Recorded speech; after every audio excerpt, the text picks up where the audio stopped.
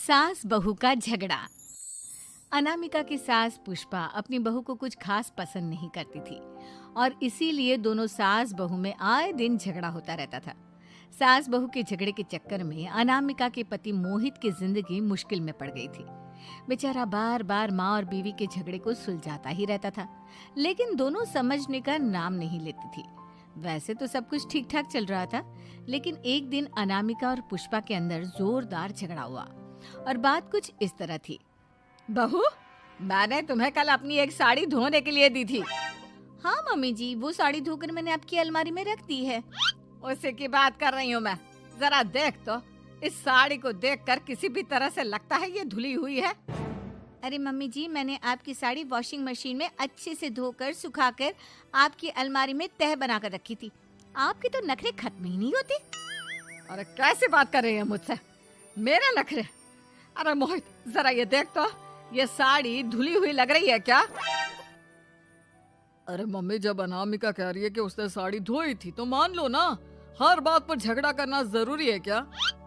क्या है ना मोहित, तुम्हारी माँ को तो मेरे हर काम में नुस्ख निकालने की आदत पड़ गई है। जब तक दो चार खरी खोटी सुना नहीं लेती ना, इनका दिन नहीं निकलता। अरे चुप कर, बहू होकर मुझे जवाब देती हो। एक तो गंदे कपड़े उठाकर अलमारी में रख दिए, ऊपर से कैंची की तरह कचर कचर बोली जा रही हो। अरे मम्मी जी, आपको समझ में नहीं आता क्या?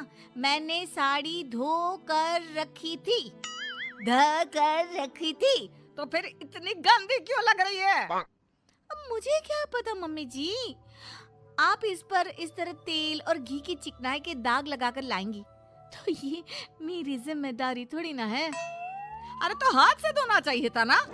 मैं आपकी बहू हूँ, नौकरानी नहीं जो एक कपड़ा रगड़ रगड़ कर हाथ से धो दूंगी। आपको पहननी है तो पहनिए, नहीं तो रख दीजिए। तुझे तो मैं अच्छी तरह बताऊंगी, मुझे जवाब देती है। एक दिन सुबह के वक्त, अरे अनामिका, मेरी व्हाइट शर्ट कहाँ है?